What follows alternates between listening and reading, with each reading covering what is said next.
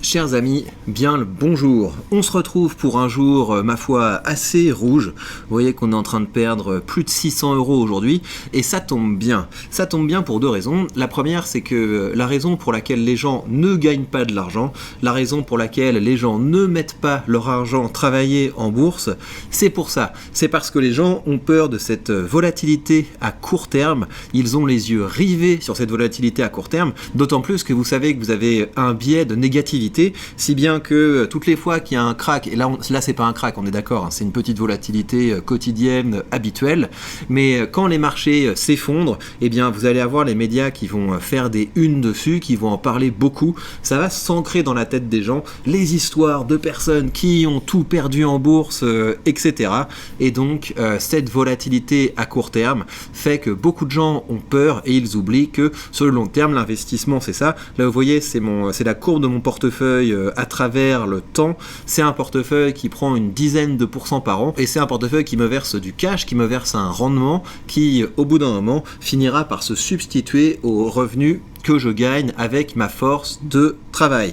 Donc une fois de temps en temps, c'est bien qu'il y ait des jours rouges parce que ça vous montre que moi je m'en fous. Moi quand les marchés baissent, je m'en fous et à la limite c'est même une assez bonne nouvelle, surtout quand, comme aujourd'hui, j'ai l'intention d'investir un petit peu d'argent. Donc dans cette vidéo, je vais vous montrer dans quoi je vais investir 1000 € en ce mois de mars parce que un de mes objectifs, c'est d'amener mon portefeuille le plus rapidement au-dessus de 100 000 €. Voilà, c'est une barrière que je me suis fixée et que je vais tâcher de dépasser cette année. Je trouve que ça aura de l'allure de gérer comme ça un portefeuille de 100 000 €, et au-delà du fait que c'est une barrière mentale assez sympa, eh bien il y aura plus d'enjeux sur cette chaîne et je pense que ça fera du contenu de plus en plus intéressant. Pourquoi les marchés se cassent la figure? Notamment à cause d'Apple. Vous savez, Apple traverse une phase assez difficile. Si vous regardez au cours des 3 derniers mois, depuis qu'elle a tapé son plus haut, ça ne cesse de baisser et c'est une baisse qui est d'autant plus inquiétante que c'est lié à des baisses de revenus.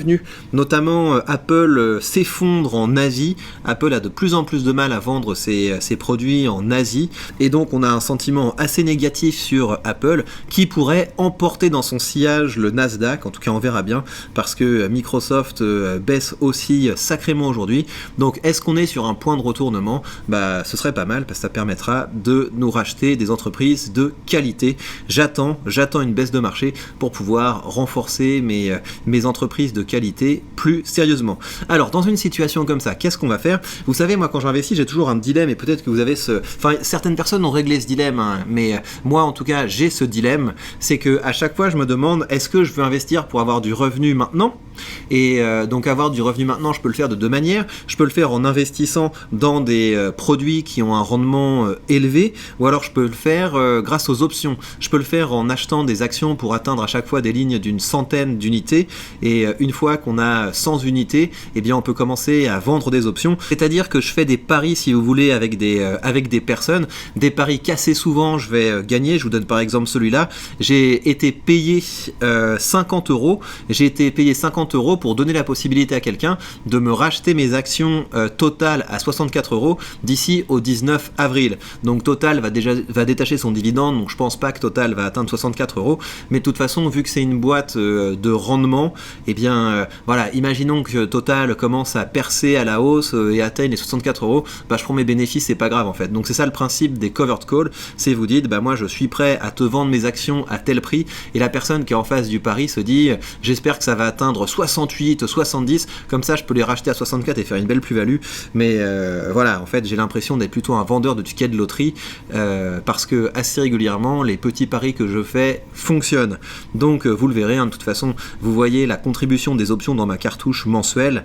Lors de la dernière cartouche mensuelle, les revenus d'options s'élevaient à 30%, hein, parce que j'ai gagné près de 300 € avec la vente d'options le mois dernier. En tout cas, bref, pour avoir du cash maintenant, on peut se faire des lignes de 100 actions et commencer à vendre des options. Et l'autre possibilité évidemment, c'est d'investir dans des actions ou dans des ETF à rendement. Donc ça, c'est avoir du cash tout de suite. Et quel est l'intérêt du cash tout de suite, surtout dans des marchés comme ça? En fait, moi je considère que par exemple un ETF comme comme mes ETF à dividendes, c'est un peu des livrets épargne améliorés. Je considère que c'est des livrets épargne améliorés parce que si vous prenez un ETF comme celui-là, vous avez à la fois une appréciation du capital sur le long terme qui est quand même assez intéressante, et puis vous avez de l'argent qui tombe comme ça régulièrement et également en augmentation, hein, parce que si vous regardez le profil d'un ETF comme celui-là, si vous regardez ce que ça versait en 2020 et ce que ça verse aujourd'hui, donc c'est pour moi l'intérêt d'investir là-dedans, c'est que vous pouvez mettre une cartouche là-dedans, vous disant que en termes d'appréciation du capital, de toute façon, vous serez pas trop mal,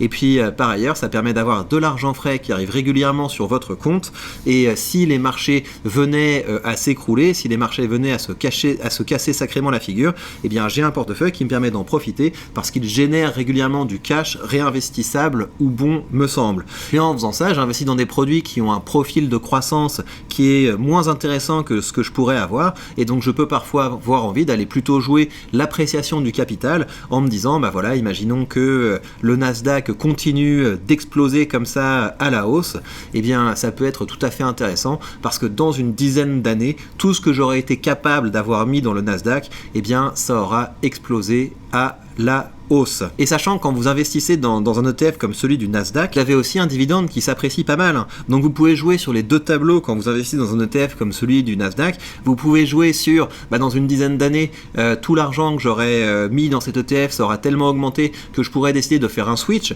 Je vous ai montré, quand je vous ai montré l'ensemble de mon patrimoine. Donc aujourd'hui, si je décide de switcher l'ensemble de mon portefeuille dans un actif qui me rapporte un haut rendement, je peux générer quelque chose comme 1400 € par mois, mais si mon patrimoine est plutôt aux alentours de 400 000, on peut se générer un salaire très intéressant, et c'est mon objectif d'ici une dizaine d'années. J'espère même faire beaucoup plus de 400 000 d'ici une dizaine d'années, et donc c'est pour ça que je vais plutôt avoir tendance à augmenter mon capital plus rapidement avec des ETF comme celui du Nasdaq. Donc à chaque fois j'hésite, est-ce que je joue le fait que le Nasdaq va se dégonfler, que les valeurs de croissance vont se dégonfler, et que ce sera intéressant de pouvoir investir, d'autant plus qu'on aura dans notre portefeuille des petits actifs comme ça qui crachent du dividende réinvestissable, ou alors est-ce que je mets le paquet sur la croissance en me disant que de toute façon, quoi qu'il arrive, quelles que soient les variations de court terme, dans une dizaine d'années, je serai de toute façon gagnant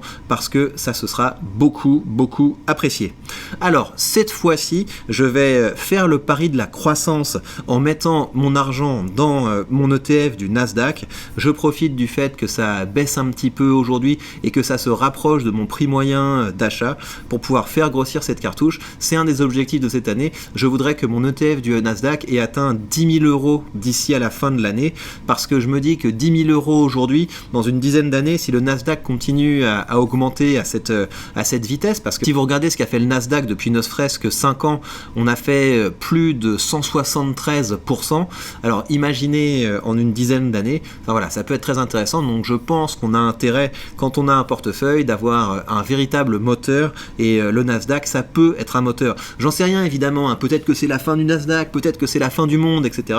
Mais je pense que c'est un bon pari à jouer, d'autant plus que la dernière fois que j'ai regardé comment était configuré mon portefeuille, le produit qu'on peut ranger dans la croissance était quand même une partie un peu trop faible, donc mon portefeuille était déséquilibré vers le rendement, et ça fait partie des choses que j'ai envie de corriger.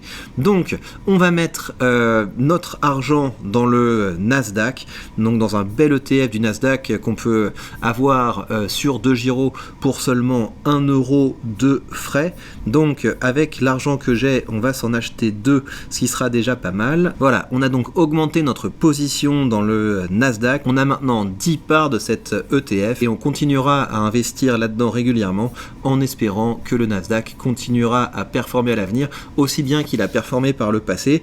Évidemment, ça va peut-être ralentir, mais il faut se dire que quand vous investissez dans le Nasdaq, d'une part, ça veut dire que vous avez votre Microsoft, Apple, Amazon, Nvidia, Tesla, Alphabet, etc. Donc vous avez quand même de très belles entreprises. Pas que la technologie d'ailleurs, hein, parce qu'une boîte comme Costco, c'est aussi une boîte qui est tout à fait magnifique. Mais il faut se dire évidemment que, imaginons que Apple se casse la figure, c'est la fin d'Apple, etc. Eh bien, Apple sera remplacé par une entreprise meilleur. Voilà donc pour cette petite cartouche. Donc je continuerai de temps en temps à mettre des petites cartouches dans ce portefeuille pour essayer d'atteindre comme ça, si le marché me le permet, les 100 000 euros investis. Je vous rappelle que si vous voulez commencer à investir avec un courtier qui vous donne entre les mains tous les leviers de la liberté financière, acheter des actions partout dans le monde, acheter des ETF aux meilleurs frais et pourquoi pas vendre des options pour améliorer le rendement de votre portefeuille, ça se passe avec le lien que vous avez sous cette vidéo, le lien vers mon courtier, et comme c'est un lien affilié, vous bénéficierez de 100 euros de frais de courtage remboursés, ce qui vous permettra d'ouvrir en première position de façon tout à fait indolore. Et si vous voulez du contenu supplémentaire, accéder à une autre manière d'investir, voir comment je documente une autre aventure dans l'investissement avec un tout autre portefeuille que je ne montre qu'aux abonnés de la page Patreon, et tout un tas d'autres contenus exclusifs, ça se passe avec le lien que vous avez sous cette vidéo également. Vous pouvez rejoindre la page Patreon et accéder à tout un autre univers de contenu pour seulement 3 euros par mois, à savoir le prix d'un café. Et bien voilà, chers amis, dites-moi dans quoi vous investissez en ce moment et je vous dis à très vite pour de prochaines news.